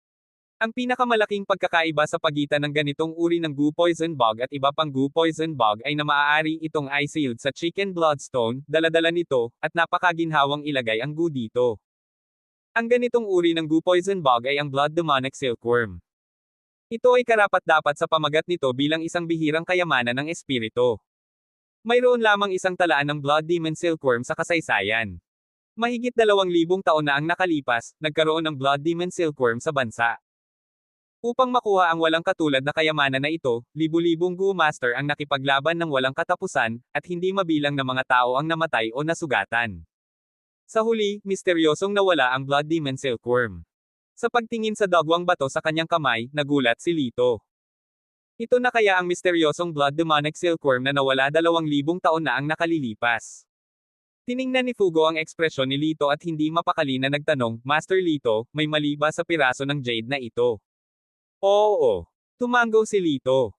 Ang piraso ng jade na ito ang pangunahing sanhi ng sakit ng iyong anak. Nang marinig ito, agad na nagdilim ang mukha ni Fugo. Kung ganoon, uutusan ko ang isang tao na ganap na sirain ang masamang bagay na ito. Mr. Takashi, pwede mo bang ibigay sa akin? Isang matamis na ngiti ang ibinigay ni Lito. Walang pag-aalinlangan, agad na tumango si Fugo. Siyempre, pero para saan ang masamang bagay na ito? Ngumiti si Lito ngunit walang sinabi. Kahit na ang blood demonic silkworm ay nakakatakot, maaari nitong mapahusay ang paglilinang ng isang tao kung ito ay ginamit ng maayos. Siyempre, ito ang lihim na kasanayang naitala sa 9 Yin-Yang Scrolls. Maliban sa kanya at sa kanyang amo, walang sino man sa mundo ang nakakaalam nito. Siyempre, hindi niya sasabihin kay Fugo ang mga salitang ito. Tanong niya ulit, it's not convenient to tell him. How did you got this chicken bloodstone? Tumango si Fugo na parang bawang. Tumingin siya sa malayo at naalala, mga 10 taon na ang nakararaan, nagligtas ako ng pulubi sa gilid ng kalsada. Malapit nang mamatay ang pulubi noong mga oras na iyon. Hiniling niya sa akin na ipadala siya sa sementeryo pagkatapos niyang mamatay. Binigyan niya ako ng dugong batong ito ng manok at hiniling na itago ko ito ng mabuti. Kayamanan daw iyon at hindi ko ito madaling ilabas. Iningatan ko itong chicken bloodstone sa safe. Noong ipinanganak si Liner, akala ko ay kayamanan iyon, kaya inilagay ko ito para sa kanya. Sa pagsasalita nito, puno ng galit ang mukha ni Fugo, at hinampas niya ang mesa. Sino ba ang mag-aakalang muntik nang mapahamak si Liner? Iniligtas ko ang lalaking iyon dahil sa magandang intensyon, pero sinusubukan niya akong saktan ng ganito. Damn it! Umiling si Lito at sinabi sa malalim na boses, hindi naman. Siguro ang bagay na ito ay talagang isang kayamanan para sa kanya, ngunit wala kang kakayahang kontrolin ito. Matapos makinig sa kwento ni Fugo, natitiyak ni Lito na ang tinatawag na pulubi ay dapat na isang Go Master, at hindi isang ordinaryong Go Master. Lahat ng mga Go Master ay may dalang mga insektong Go. Dahil dito ay gumawa siya ng isang espesyal na kahilingan na sunugin ang kanyang katawan upang maiwasan ang mga insektong Go na magdulot ng gulo at magdala ng kapahamakan sa mundo. Gayunpaman, hindi niya alam kung bakit ang Go Master ay napunta sa isang kahabag-habag na estado na may walang katulad na kayamanan. Umiling si Lito at tumigil sa pag-iisip tungkol sa malalayong bagay na ito. Pagkaraan ng ilang sandali, ang mukha ng bata ay naging mamula-mula mula sa lantang dilaw, at ang kanyang espiritu ay naibalik ng husto. Nagsimula pa siyang makulit na tumakbo sa ilalim ng lupa. Si Fugo ay nakamasid sa gilid ng may labis na kagalakan. Iniabot ni Lito ang isang Race Eta kay Fugo. Ito ay isang pampalusog na Race Eta. Matapos itong inumin sa loob ng 7 araw, ang bata ay gagaling tulad ng isang ordinaryong bata. Kinuha ni Fugo ang Race Eta gamit ang 2 kamay. Sa sobrang tuwa niya ay malapit nang tumulo ang kanyang mga luha. Master Lito, iniligtas mo ang buhay ng aking anak, na katumbas ng pagliligtas sa buhay ko. Ako, si Fugo Takashi, ay walang paraan para mabayaran ka. Sa hinaharap, handa akong yumukod sa iyo at suklian ang iyong dakilang kabutihan. Pagkatapos nito, diretso niyang tinawagan si Assistant Renato at nagutos, ipadala ang 50% ng shares ng Golden Tripod Hotel sa pangalan ni Master Lito, at bigyan siya ng deposito na 100 milyon. Gawin ito kaagad. Oo, Mr. Takashi. Si Assistant Renato ay hindi nang ahas na maliitin siya at agad na sinimulan itong isagawa. Pagkatapos magbigay ng utos, tumingin muli si Fugo kay Lito, puno ng paggalang ang kanyang mga mata. Master Lito, hindi ko na alam kung ano pa ang kailangan mo. Pakisabi sa akin. Karangalan kong tugunan ang iyong mga pangangailangan. Mukhang may kailangan talaga ako. Nag-isip sandali si Lito. Medyo masikip ang mga bahay na tinutuluyan ko ngayon. Bukod dito, ang bahay ay itinapon sa gulo ng mga latak ng Changfeng Martial Arts Club, at ang pinto ay sinipa. Bago niya matapos ang kanyang mga salita, agad na naunawaan ni Fugo. Sinabi niya kay Assistant Renato, pumunta ka at ilipat ang number 1 ng Lucky Spring Garden sa pangalan ni Master Lito. Pagkatapos, magpadala ng isang kasambahay at sapat na mga katulong upang maglingkod sa kanya. Kumuha ka agad ng isang tao upang gawin ito. Siguraduhin na si Master Lito ay maaaring manirahan dito ngayon. 1. Number 1 Jiang Sese. Mr. Takashi, sigurado ka ba? Nagulat si Assistant Renato at naisip niyang naghahalusinate siya. Dapat malaman na ang Fortune Spring Garden ay isang super high-class residential quarter na binuo ng Takashi family. Sa kanila, ang nag-iisang villa sa tabing ilog ay ang pinakamahal sa buong Badok City, at ang number 1 Jiangjing House ay ang pinakamarangya at pinakamahal sa kanila. Itong villa, not to mention money, kahit may power, baka hindi mabili. Ilang araw ang nakalipas, gustong bilhin ng Deputy Mayor ng Badok City ang number 1 Jiang Sinek House sa mataas na presyo, ngunit tinanggihan siya ni Fugo at naisip na hindi siya kwalipikadong lumipat. Ngayon, talagang ibibigay ni Fugo ang pinakakilalang villa na ito kay Lito ng libre. Anong uri ng konsepto ito? Anong klaseng karangalan ito? Ito ay baliw. Sa pag-iisip nito, ang mga mata ni Assistant Renato ay napuno ng pagkamangha habang nakatingin kay Lito. Talagang sigurado siya na sa relasyon ni Fugo, mula ngayon, magagawa ng taong ito ang anumang gusto niya sa Badok City. Kasabay nito, si Fangji, na nakatayo sa gilid, ay tumingin kay Lito na may hindi mapapantayang sama ng loob. Ang 50% share ay orihinal na pag-aari niya. Sa hindi inaasahang pagkakataon, nakuha ito ng talunan na ito na galing sa kung saan. Damn it! Napakasuklam. Pakiramdam niya ay nagdurugo ang kanyang puso. Si Mike, na nasa tabi niya, ay tahimik na naglakad patungo sa pinto na may guilty look sa kanyang mukha. Hawakan mo. Sa sumunod na segundo, may hamarang sa daanan niya. Brat, anong gusto mo? Nakatingin kay Lito, na hamarang sa kanyang harapan, mabangis na sabi ni Mike. Kabanata 6 na po. Kung hindi dahil sa pil na pinakain mo sa bata, na naging dahilan ng mabilis na pagdaloy ng kanyang chi at dugo, hindi talaga malalagay sa panganib ang bata. Kailangan mong managot dito. Walang pakialam na sabi ni Lito. Ano? Namumula ang mga mata ni Fugo nang marinig iyon. Tumingin siya kay Mike na parang gusto niya itong saktan. You quack, I believe in you in vain. How dare you harm my son's life? How can I spare you? Pagkatapos sabihin iyon, sinipa niya si Mike sa dibdib at pinalipad siya. Si Mike ay hindi makabangon ng ilang sandali. Sa oras na ito, ilang immortality pills ang nakakalat mula sa kanyang dibdib. Kinuha ni Lito ang isa at nilero ito sa kanyang mga daliri. Ngumiti siya at sinabing, sa paglipas ng mga taon, tiyak na ginamit mo ang race eta ng ninuno na ito upang maging isang sikat na doktor. Sa katunayan, ang iyong mga kasanayan sa medikal ay hindi kasing husay ng ilang ordinaryong doktor. Noong sinusuri niya ang bata ngayon, natuklasan na ito ni Lito sa pamamagitan ng kanyang pamamaraan sa pagsusuri. Ang mga salita ni Lito ay naging dahilan ng pagbabago ng mukha ni Mike at ang panginginig ng kanyang mga labi. Pagkaraan ng ilang sandali, sa wakas ay natalo siya. Lumuhad siya at yumoko. Tama si Mr. Lito. Noong nasa 3 Pure Ones of the North Sea of Poison ang teacher ko, pinalayas ako ng bahay dahil hindi ako magaling sa martial arts. Kung hindi dahil sa magic prescription na ipinasa ng aking mga ninuno, imposibleng makamit ko ang naabot ko ngayon. Pagkatapos nito, bigla niyang itinaas ang kanyang ulo, at ang kanyang mga mata ay puno ng luha ng pagsamba. Sa loob ng napakaraming taon, tanging ang kakaibang pananaw ni Mr. Lito ang nakakita sa akin. At saka, nang makita kong si Mr. Lito sa murang edad at hindi mas mababa sa mga tinatawag na sikat na doktor, lubos na hinangaan ko siya. Speaking of this, he kowtow again. Pang! Sa malakas na ingay, dahan-dahang umagos ang bakas ng dugo sa kanyang noo. Sir! Nakikiusap ako na tanggapin mo ako bilang iyong disipulo. Ang kanyang mga salita ay nagulat sa iba pang mga taong naruroon. Pagkatapos ng lahat, si Mike ay isang sikat na doktor ng himala. Sinong mag-aakala na luluhod siya sa harap ng isang teenager na wala pang 18 taong gulang at sasambahin siya bilang kanyang guro? Ito ay simpleng mahiwagang. Ang Diyos ng gamot ng Jiangnan City ay lumuhad at nagmakaawa ng isang master. Sapat na ang magyabang sa buong buhay niya. Nagulat si Fugo at ang iba pa. Naniniwala silang lahat na tatanggapin ito ni Lito nang walang pag-aalinlangan. Gayunpaman, ang sumunod niyang sinabi ay nagulat sa iba. Hindi ka sapat na matalino para maging alagad ko.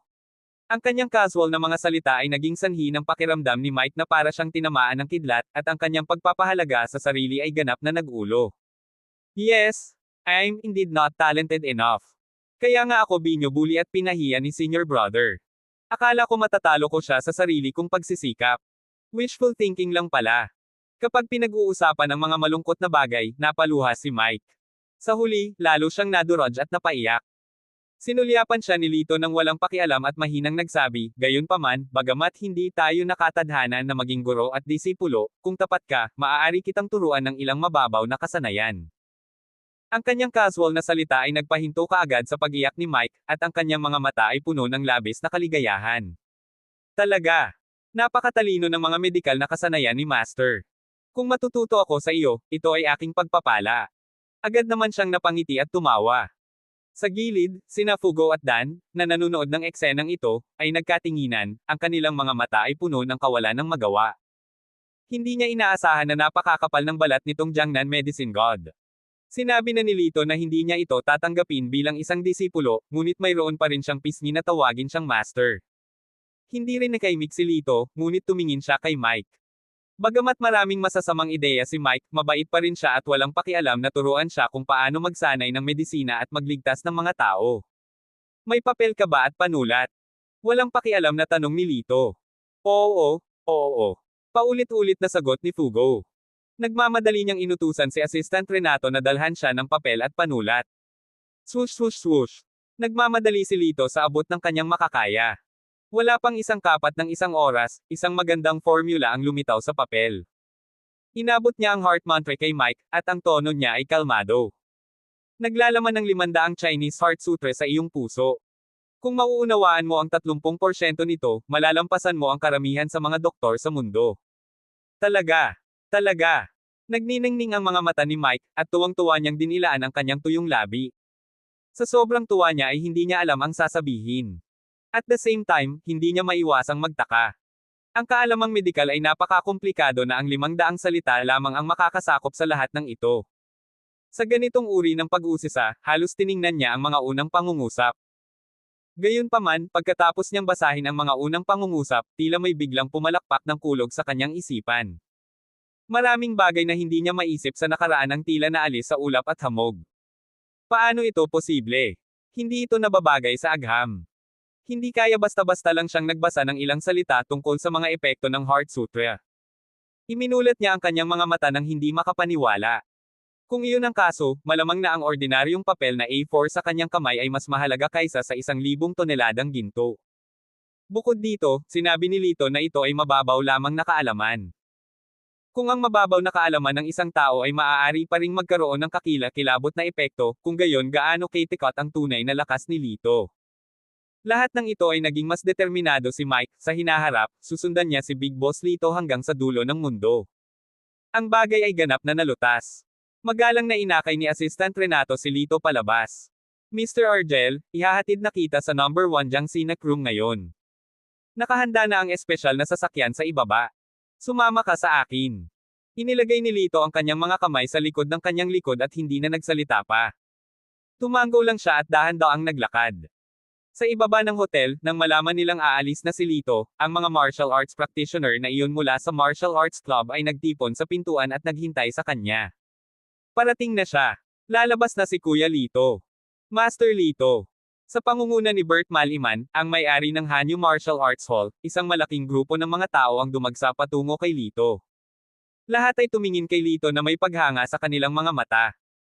Kuya Lito, napag-usapan na namin na ilang martial arts club sa timog ng lungsod ang tinatawag na Shaolong Sect. Mula ngayon, ikaw na ang pinuno ng ating paaralan. We'll be at your disposal.